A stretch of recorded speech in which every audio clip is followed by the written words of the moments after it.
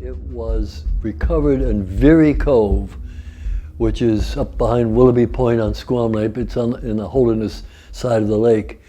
And that's where it was recovered in 1939 by 3 fishermen who just happened to snag onto it. And they caught their lines, and one of them swam down. Actually, one of them was an RCMP officer down here on a holiday from Canada, and they snagged onto it. And one of them dove down.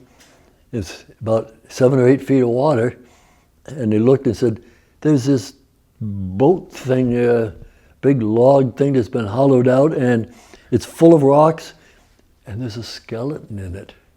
A skeleton. So they came back the next day and they raised it, took the stones out of it, brought it up to the surface. Very easy, it's very buoyant. You lifted it up, and sure enough, there were some remains in it. Human remains, probably. The theory at the time was maybe it was the burial of the chief. This is how they bury their chiefs. And you've got to remember now that Squam Lake, back in whatever era we're talking about here, was probably 7 or 8 feet lower than it is now. So this was probably only in maybe 2 feet of water at the time, but it was 8 feet of water when it was discovered in 1939. And there it was. They brought it into Holderness. I believe that it was exhibited outside of what eventually was Morris Demers' garage up there, where the Courier garage is now. And it sat out there for a few weeks. There was almost no interest in it at all. So one of the 3 fishermen ran the Granite State Motors in Tilton. And he said, "I know, we'll take it down to Tilton, we'll exhibit it." And it was out in Tilton for a couple of years, out in the weather, outside, out in the sun. You see some of it is checking. And it sat out there for a while. Nobody was that interested in it. So finally they said, "Well, I think there's this museum over in Vermont, I forget, it's the Shelburne Museum, I think it is. They might be interested." And sure enough, the Shelburne Museum took it. Because New Hampshire didn't want it. So it sat over there in the Shelburne Museum. They never really exhibited it. It went into their warehouse. And there it sat, and there it sat. And at my son's graduation at the University of Vermont in 2005, my wife and I had a couple hours to kill between ceremonies.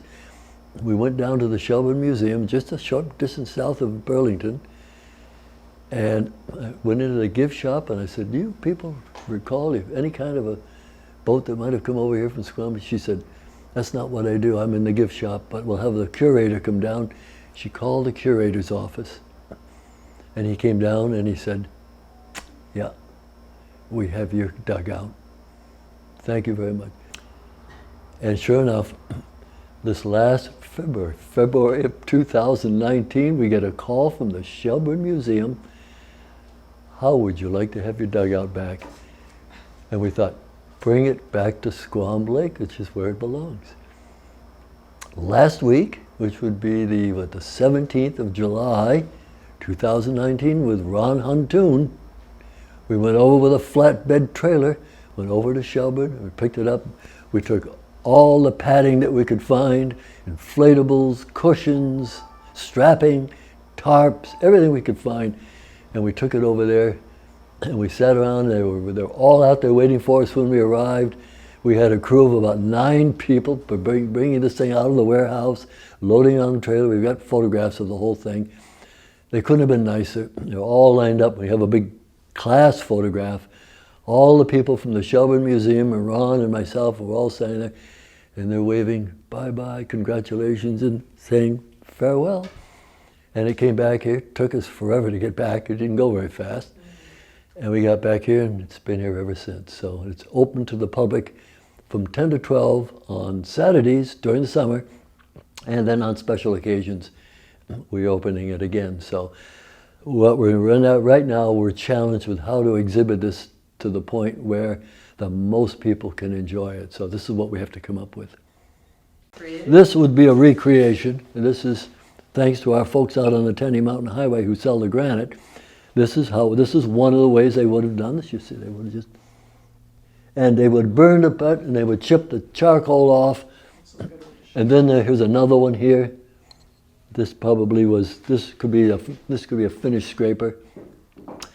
And after they'd set fire to the top of the log, they'd put the fire out. First they took the bark off, and then they would go, they'd work their way down, and then they would light the fire again and burn off another inch or so and chip away the charcoal. By the way, sometimes you can find that charcoal. The Indian digs that we're having up at Livermore Falls, sometimes we find a fire pit, and if there's any charcoal at all left over from the fires, the cooking fires that they had, you can carbon date it. It will tell you. It will tell you within 10 years of one side or the other. It will tell you when that was done. So charcoal becomes a very valuable artifact. Very valuable. Oh, interesting. So we will test this wood to see how old it is. We're already in the process of counting the annual ring, so we'll know how old the tree was. But knowing how old the tree was doesn't tell you when it was cut. Mm-hmm. This tree could be 175 years old when it was cut. Mm-hmm. But when was it cut?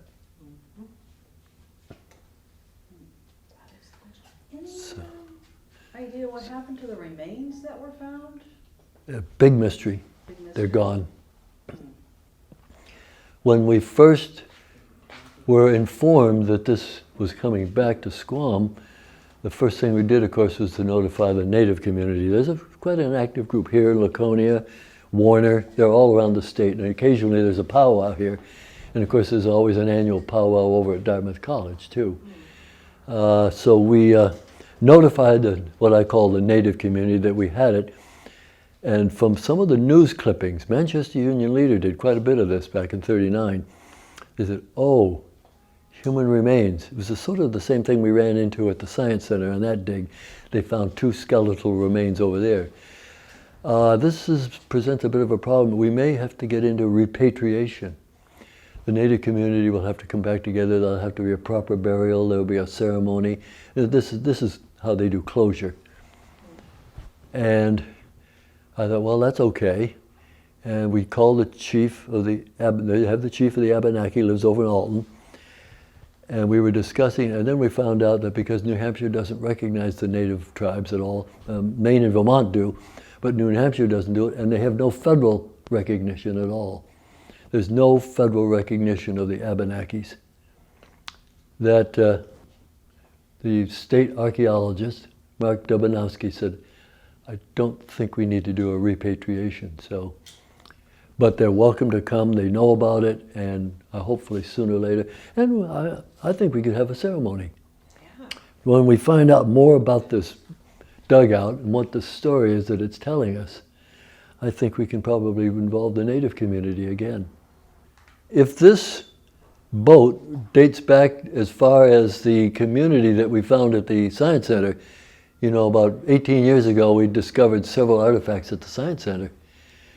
And we found fire pits, we found shards, we found chips, we found arrow points, we found all sorts of things, including 2 human remains. If this is part of that, this is early woodland, which dates at 3,000 to 3,500 years ago. That's how old this could be. But we do not know that until we've had it carbon-14 tested, so that's what's got to happen. We'll have to take a very small chip from the bottom of it and do carbon-14 dating, and that will give us the date of the wood. We know the age of the tree because we can count the annual rings, but we don't know when the tree was cut or when the natives fashioned it into a canoe. So that remains to be said. But in the meantime, it's here, it's on view, and we're very excited about it.